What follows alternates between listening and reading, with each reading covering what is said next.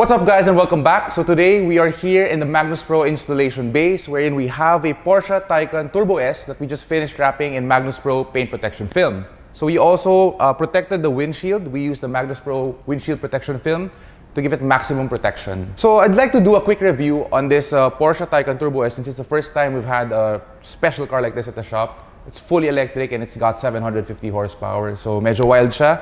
I'd like to show you some interesting parts about the car that you don't normally see in other cars. So let's go.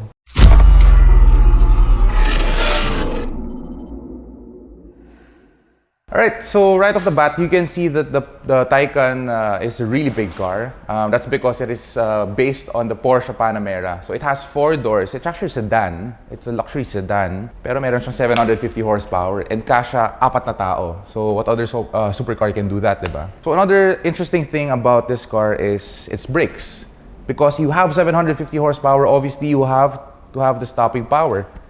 So as you can see, it has a really big ceramic brakes.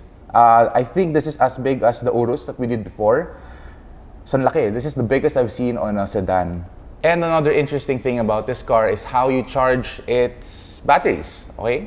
So it's actually located here. Hindi siya gas tank. This is actually the charging port.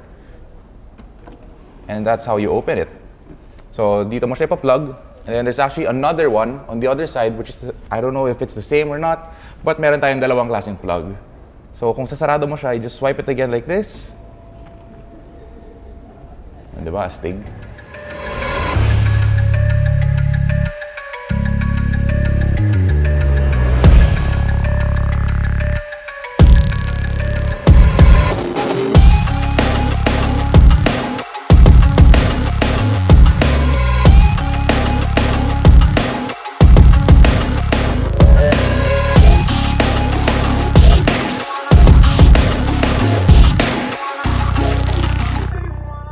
For those of you who don't know, the Porsche Taycan Turbo S is the first full electric car that Porsche ever created, and it has over 750 horsepower. So yeah, this is one of the fastest cars that they've created, alongside with the Turbo S and the the GT2 RS. So yan yung mga nasa 700 horsepower na kotse nila ngayon. It's pretty big, also pretty heavy for a car. I believe it weighs 2,300 kilos. So medyo mabigat siya as compared to Porsche Turbo S at around 1,900. So this is way heavier. At the same time, it's got about the same amount of power. Pero grabe, iba yung delivery ng electric motor niya. Talagang instantaneous. So that's over 100 already. And just 3 seconds. Grabe, sobrang bilis talaga. Alright, so una mong papansin nyo dito sa Porsche Taycan Turbo S is that number 1, the gauge is not the traditional Porsche gauge anymore. So it is replaced by a full LED cluster gauge. And then as you drive, may nag-green na umaandar dito for power. And then when you actually step on the brakes, that actually charges the battery of the car. So tinatawag nila doon is the recuperation. Next here, we have the drive modes. So right now we are in normal. You can change it to Sport, Sport Plus, or Individual, wherein you can create your own settings kung anong gusto mong setting lalagay sa car mo. Okay? So you can change this, actually all of it pwede mong palit-palitan. So ito pwede mong lagay ng trip. And then itong kabila, pwede mo rin palitan kung gusto mo ng G-force. So ito sa G-force, mapakita niya kung ilang G-force ka while you're driving. So makikita mo kung gaano ka lakas yung G-force na nakuha mo while you're driving. Then sa middle, we have the power meter, the map, extended map, or the reduce. So reduce niya, this is just for kung gusto mong speedometer lang nakikita mo. So steering wheel niya is very basic. It's a very familiar steering wheel for us because this is how the Porsche 992 steering wheel look like already. So andito yung drive mode niya.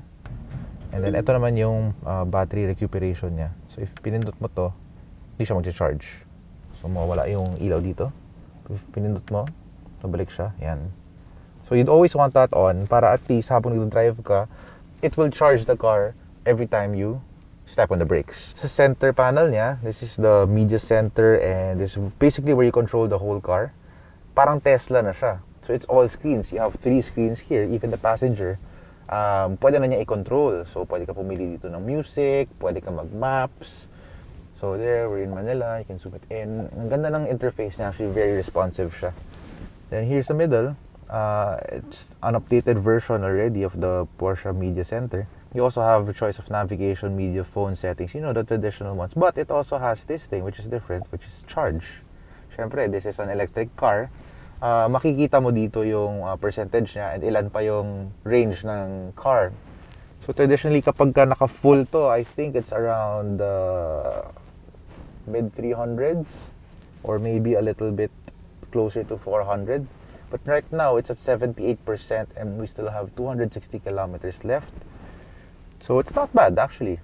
And then here, makita mo yung settings ng car. So pwede ka pumili ng lightings, pwede ka pumili ng color dito. So you have blue, you have red, and you can see it changing, diba? So this is called dark orange, and then you have white, you have green, you have Atlantis. You can even choose the brightness. Kung gusto mo 100%, pwede mo naman ibaba ng mas mahina kung nade-distract ka. And it's there, kita siya sa screen mo. So ang galing, diba? You can even choose which areas kung ano yung gusto mo. Tapos yun na yung babawasan mo. Like example, yung door. Gusto mo sa door, mas mababa ng konti kasi nade-distract ka. O put it 55%. Pero sa 100 na lang tayo para maganda. Actually, the driver's seat, pwede mo rin piliin kasi meron tong heater and ventilation option. So, dito sa Philippines, syempre, hindi ka naman mag-heater kasi napakainit na nga dito. So, mas magagamit po to in other countries. You can also choose the suspension settings if you want it in normal, sport, or sport plus. So, ito, mas stiff siya. Syempre, if you're going for more spirited driving, you'd go for the sport plus para mas stiff yung driving mode mo. And then also the level, it already has air suspension. So, pwede kang naka-medium, naka-lowered, low, or naka-lift if may mataas na humps. Example, when we press lift, the whole car will actually go up as seen there. Diba? Ang galing. So, may malaking obstacle, ganyan. So, perfecto dito sa Pilipinas kasi basura yung kalsada natin. So, ito, when you step on the brakes, it will actually charge it. Nakikita mo, ni-explain na kagad, may diagram, ang galing. So, when you turn it off, it will not charge. Of course, when you turn it on, it will charge. And then, electric sports sound. So, okay. So, ito yung gusto kong pakita sa inyo. Sobrang cool. When I drive, may maririnig kang sound na para kang nasa outer space. Listen to this. Para kang nang magdadrive papunta sa future. Sobrang galing. Oh, another cool thing pala. Porsche, iniba na nila yung, tawag dito. Iniba na nila yung lever nila to change gears. It's actually this little thing over here. So you put up for reverse, put down for drive, and you press P for park. Ang liit lang niya. So usually nasa gitna siya, but pinalitan na siya ng cup holders. Which is very cool kasi hindi naman lahat ng Porsche may ganyang kalaking cup holders.